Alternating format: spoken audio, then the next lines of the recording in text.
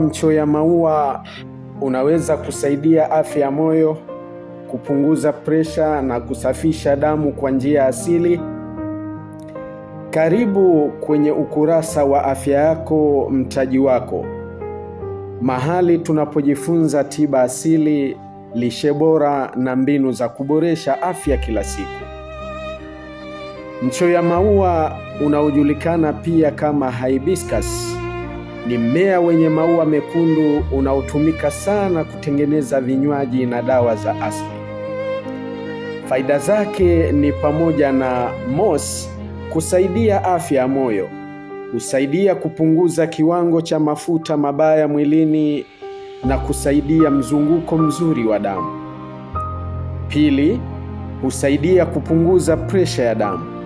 Chai ya hibiscus imekuwa ikitumika kusaidia watu wenye changamoto ya shinikizo la damu. Tatu, kusafisha mwili na damu. Ina antioxidants zinazosaidia mwili kupambana na sumu na uchovu. 4, huimarisha kinga ya mwili. Ina vitamin C inayosaidia kuongeza uwezo wa mwili kupambana na magonjwa. 5, husaidia mmeng'enyo wa chakula. Mcho ya maua huongeza urahisi wa chakula kumeng'enywa na kusaidia kupunguza kuvimbiwa. Jinsi ya kutumia: chemsha maua au majani yake kwenye maji kwa dakika 10 hadi 15. Acha yapoe kidogo, kisha kunywa kama chai. Unaweza kuongeza asali kwa ladha nzuri zaidi.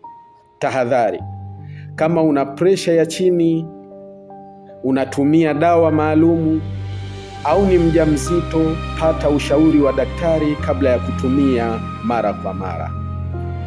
Kama umejifunza jambo jipya leo, usisahau kulike, kushare, kucomment na kufollow ukurasa wetu wa Facebook Afya Yako Mtaji Wako. Pia subscribe YouTube channel Mtungwe Afya kwa elimu zaidi ya afya na tiba asili. Tufollow Instagram @ramadhani.mtungwe. Afya yako ni mtaji wako. Mcho ya maua yani hibiscus ni zaidi ya kinywaji. Ni msaada wa afya ya moyo, damu na kinga ya mwili. Follow kwa elimu zaidi za afya na tiba asili.